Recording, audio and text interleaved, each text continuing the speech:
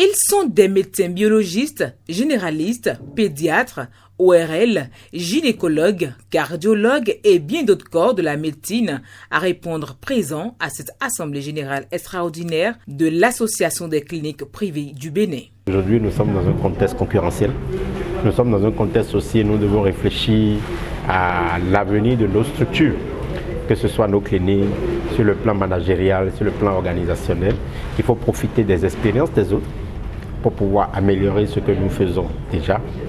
Mais aussi, il faut se restructurer en interne pour pouvoir être plus efficace en externe. Voilà un peu le contexte dans lequel cette Assemblée générale s'inscrit. C'est avec beaucoup de joie que je me suis joint à Dr Walid Zahreddine pour venir à cette Assemblée générale parce qu'il s'agit d'une activité de médecin.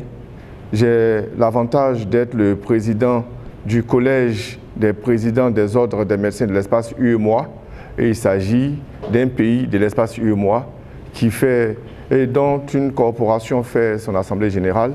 C'était une raison supplémentaire pour moi aussi d'être là, saluer, sympathiser et puis prendre un peu de chaleur de Cotonou. Cette assise a porté sur plusieurs points. Le premier est l'usage du paracétamol pour traiter plusieurs maux. Dans leur présentation, les exposants ont montré en quoi ce médicament aussi indispensable dans l'habitude sanitaire des populations peut leur être aussi fatal quand il est mal consommé. Le paracétamol, c'est une molécule transversale.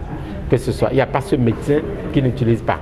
Donc ici, c'est un parterre de médecins de toutes les spécialités. Donc c'est plus facile de parler d'une molécule que tout le monde utilise et que tout le monde connaît. En 2023, environ 41 000 tonnes étaient consommées à l'échelle mondiale, avec une projection de 57 000 tonnes d'ici l'an 2034. La demande augmente, surtout lors des saisons pluvieuses, dans les périodes de forte grippe. Les études récentes font état de l'effet analgésique, surtout via ces métabolites, notamment la M404, qui agit sur les récepteurs TRPV1 et CB1 au niveau du système nerveux central, notamment le cerveau et la moelle épinière. L'efficacité est surtout au niveau des douleurs aiguës et pour la prise en charge de la fièvre essentiellement. Chez les enfants, la dose quotidienne recommandée est de 60 mg par kilo par jour, répartie en 4 ou 6 prises, soit 15 mg par kilo par 6 heures ou 10 mg par kilo par 4 heures. Chez les adultes et les enfants de poids supérieur à 50 kg, il est recommandé de ne pas dépasser 3 grammes par jour. La dose toxique du paracétamol est hautement variable selon les individus. En prise unique, elle est de l'ordre de 10 grammes ou 150 mg par kilo pour l'adulte et l'enfant. Cependant, il peut être toxique pour le foie même à 4 grammes par 24 heures, soit à des doses thérapeutiques.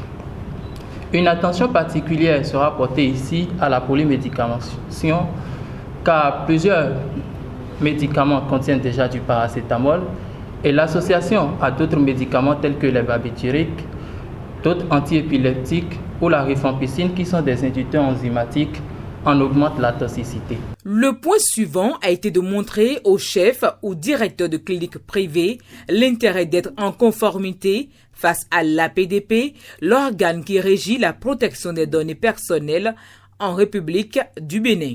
A suivi le partage d'expériences du président directeur général de la clinique Fara en Côte d'Ivoire. Dans le secteur privé, j'ai monté une petite structure d'une dizaine de lits, mais très rapidement, en quelques années, je me suis rendu compte de l'urgence et du besoin et du potentiel présent en Côte d'Ivoire et puis dans la sous-région.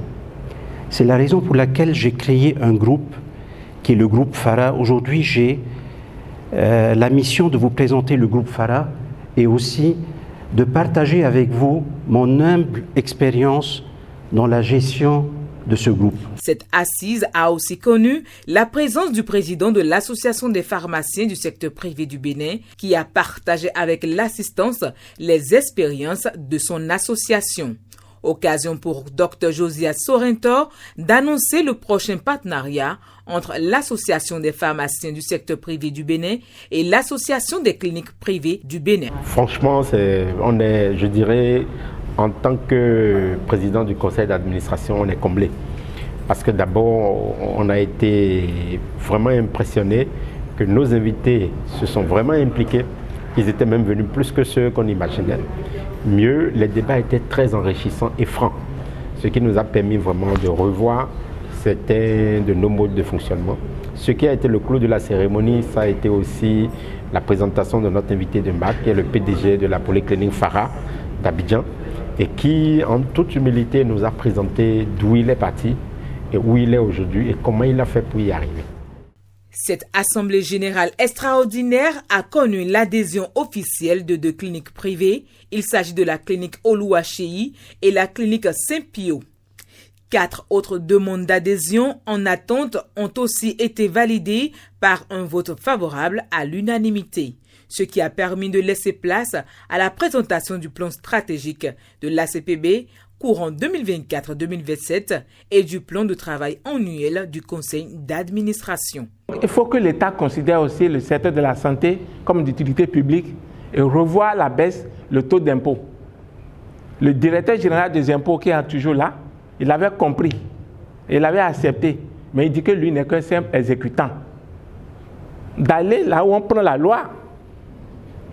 Et nous sommes rapprochés de l'Assemblée nationale. On a planché devant au moins une quarantaine de députés pendant au moins 6 heures de temps. La vice-présidente est là. Ça fait partie des mémos qu'on a déposés, que nous ne pouvons plus continuer à supporter cette imposition, cette charge fiscale. Ça a beaucoup de risques. Ça fait même que les jeunes médecins, ils ferment leur cabinet, leur clinique et partent du pays.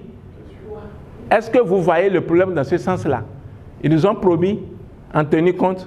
J'espère que la loi est actuellement à l'étude à l'Assemblée. J'espère qu'ils vont revenir sur ça. Nous faisons un gros travail avec le ministère pour institutionnaliser un certain nombre d'événements que nous avons à la CPB. Et aussi, nous devons être présents au sein du patronat. Les médecins, bien souvent, sont très occupés, trop occupés, et les décisions nous passent au-dessus de la tête.